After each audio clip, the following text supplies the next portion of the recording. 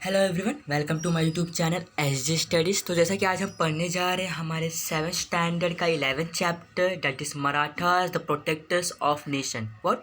The protectors of nation, यानी कि जो मराठास थे वो नेशन के प्रोटेक्टर्स थे। यानी कि जो हमारा इंडिया था, या फिर हम बोल सकते हैं जो हमारा मिडिवल जो ईस्ट था, वहाँ पर जो कुछ भी सारे रूल्स रेगुलेशन जो हैंडल किया करते थे उस समय वो मराठास ही किया करते थे। तो इसलिए इन्हें प्रोटेक्टर्स ऑफ नेशन कहा गया है, यानी कि जो नेशन हुआ करता था उसे यही प्रोटेक्ट करते थे।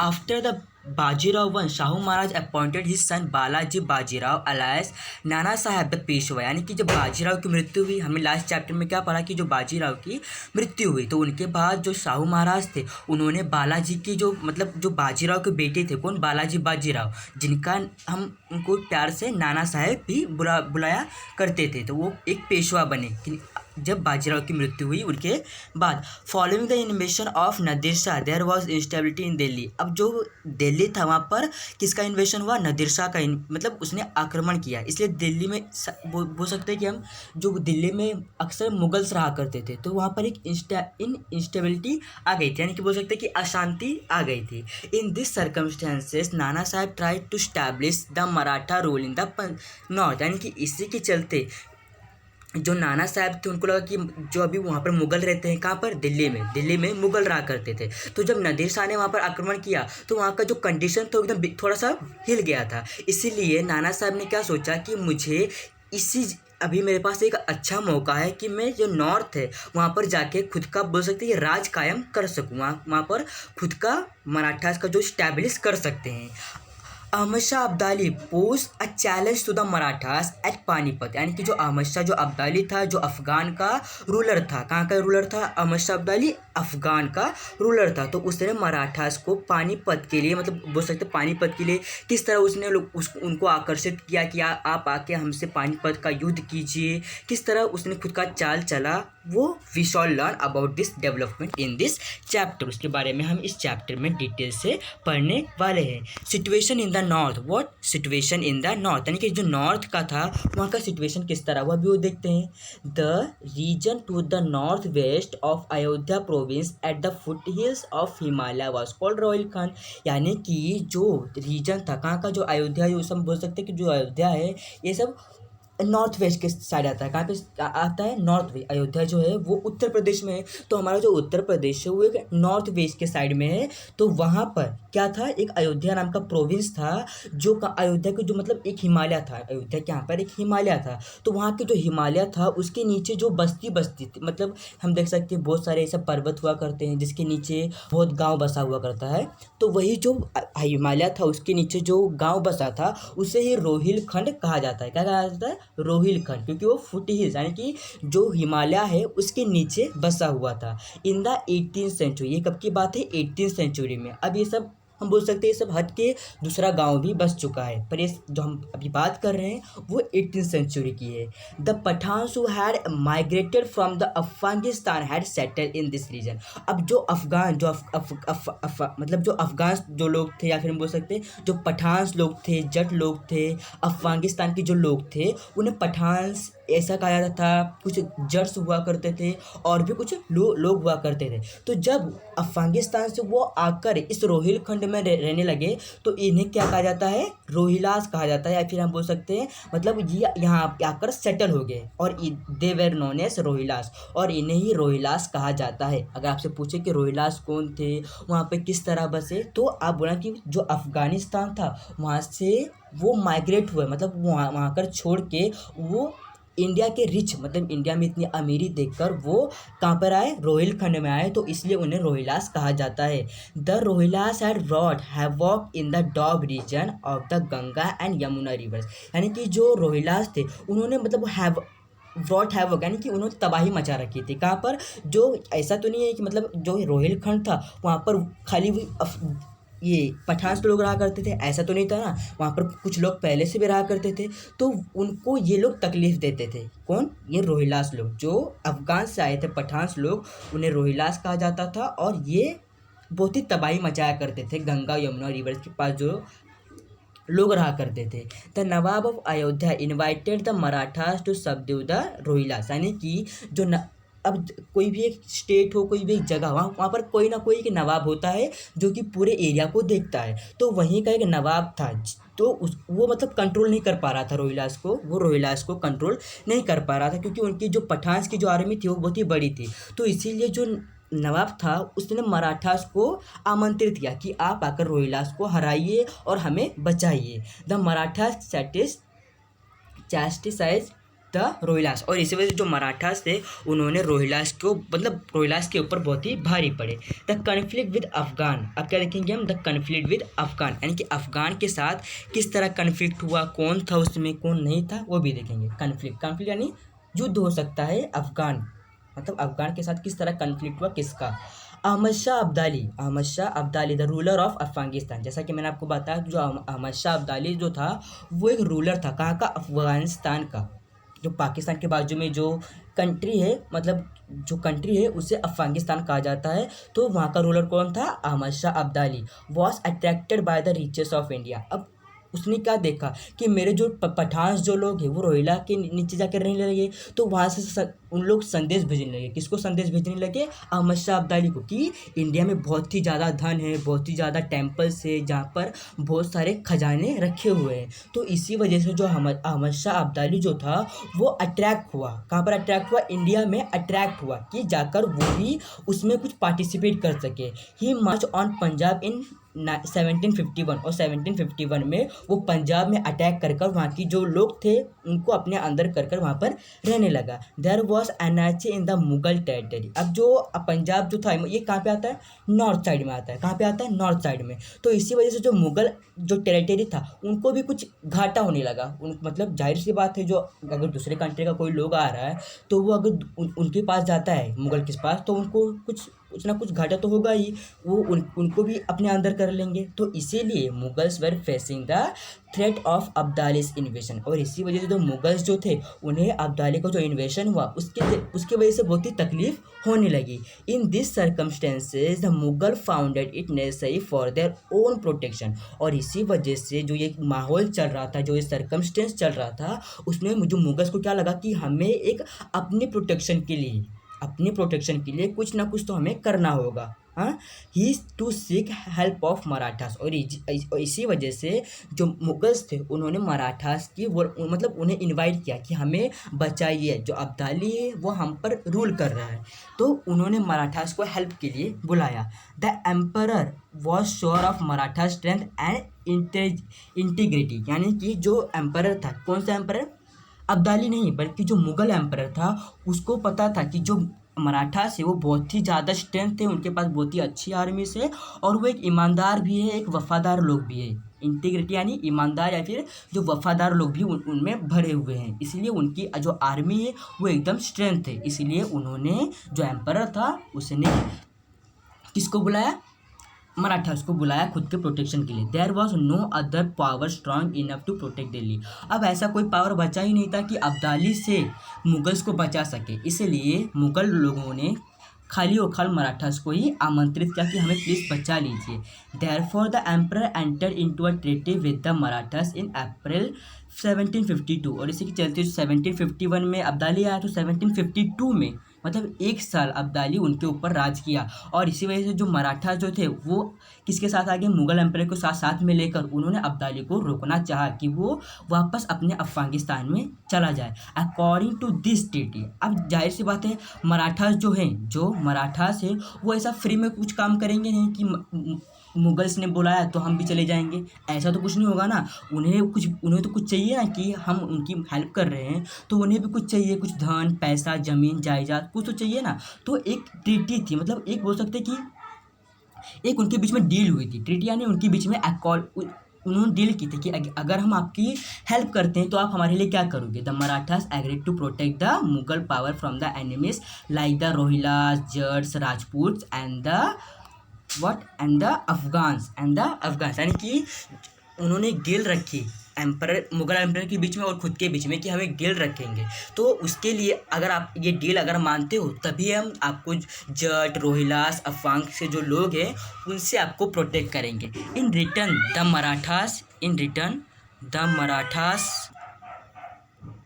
इन रिटर्न जो मराठास थे वेर गेट कैश मनी, और जब वो अफगानिस्तान के जो लोग थे उनको हरा कर, यानी कि जो अहमद शाह अब्दाली था उसको हरा कर जब मराठास वापस जाने लगे तो उन्होंने कैश लिया। किसका कैश लिया? मनी का कैश लिया, और उन्हें एक हक दिया गया। मतलब एक डील हुआ था, जैसे मैंने आपको बताया कि एक डील हुआ था, तो उसमें मुगल एम्पर और मराठास के बीच में डील हुआ था कि अगर हम आपकी मदद करते हैं तो आप हमें कैश मनी दीजिए, हमें राइट दीजिए। किसके राइट्स? चौथाई कलेक्ट करने के लिए, कि जो मुगल एम्पर है, जो मुगल का जो टेरिटरी है उसमें अगर कितना भी अगर टैक्स लेते हो तो उसमें जो 40% रहेगा वो किसके खाते में जाएगा?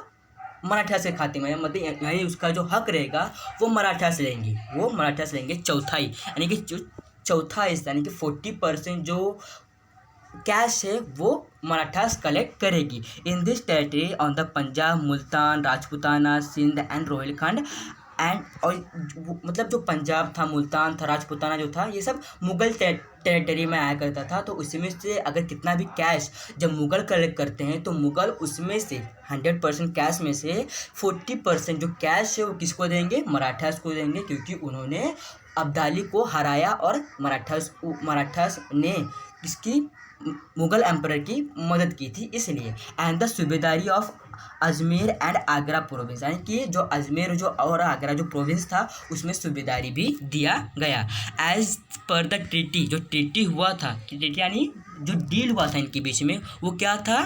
जो डील हुआ था इनके बीच में, as per the treaty, the Peshwa sent the Sindh Holkar armies for the protection of Delhi on behalf of Chhatrapati, यानी कि जो उस समय छत्रपति नहीं थे, मतलब मराठास के साथ डील तो किया गया पर छत्रपति खुद नहीं गए थे, बल्कि उन्होंने एक पेशवा को भेजा था जिसका नाम था शिंदे होलकर। उसने उनके साथ जो छत्रपति थे शाहू महाराज, उन्होंने शिंदे होलकर के साथ अपनी छोटी सी आर्मी भेज दी थी ताकि वो जाकर अब्दाली को हराए। यानी कि उस समय छत्रपति खुद नहीं गए थे, उन्होंने अपनी छोटी सी आर्मी को भेजा था प्रोटेक्शन के लिए। When the Abdali learn that Marathas were marching to Delhi, यानी कि जब मराठास जो अब्दाली था उसको पता चला कि जो मराठास है वो दिल्ली पे आक्रमण करने वाले हैं हमारे लिए, यानी कि हमें नुकसान पहुंचाने के लिए मराठास हम पर आक्रमण करने वाले हैं। He went back to country, यानी कि वो वापस अपनी कंट्री में चला गया, यानी कि अफगानिस्तान में वापस चला गया। उसके अंदर इतना डर था, मतलब वो इतना डर गया था उसको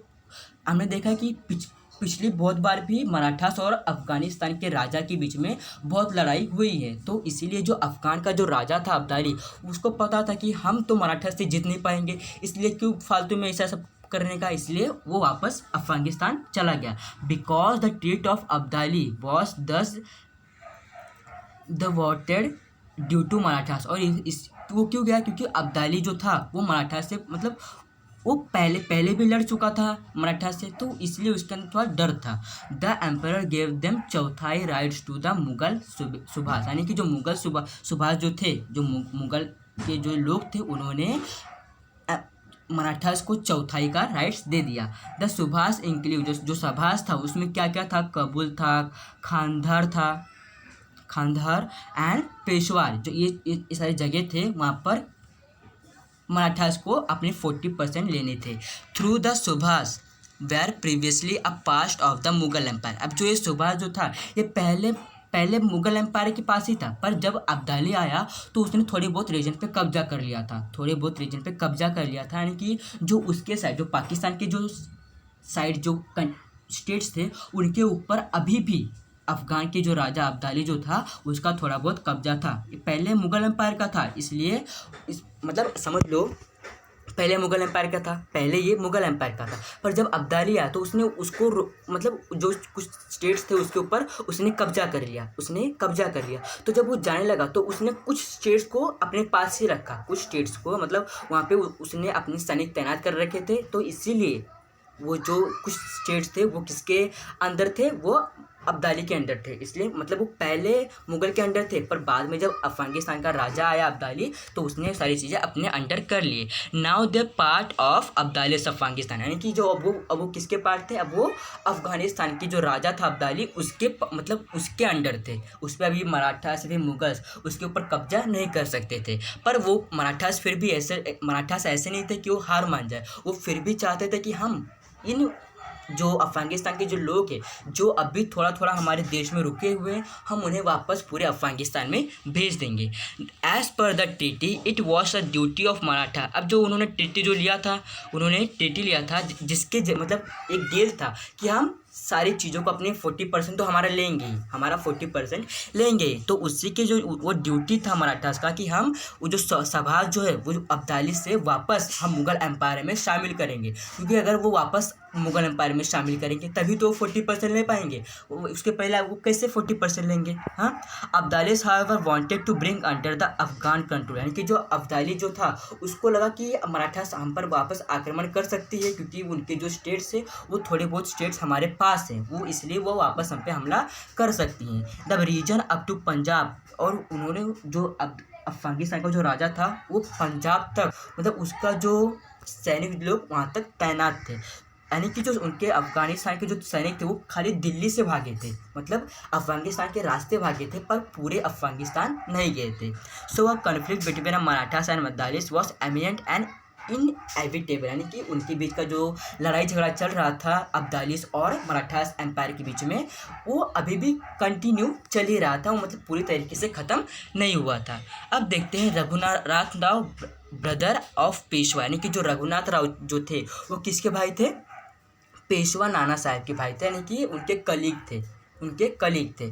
accompanied by Jayappa Shinde and Malharrao Holkar undertook the campaign of north India to combat Abdali, यानी कि इन सारे लोगों ने, जो नाना साहब थे, रघुनाथ राव थे जो थे, ये दोनों ब्रदर थे, और उन्हीं के साथ साथ शिंदे, मल्हारराव होलकर, ये लोग भी मतलब उन्हीं के साथ थे।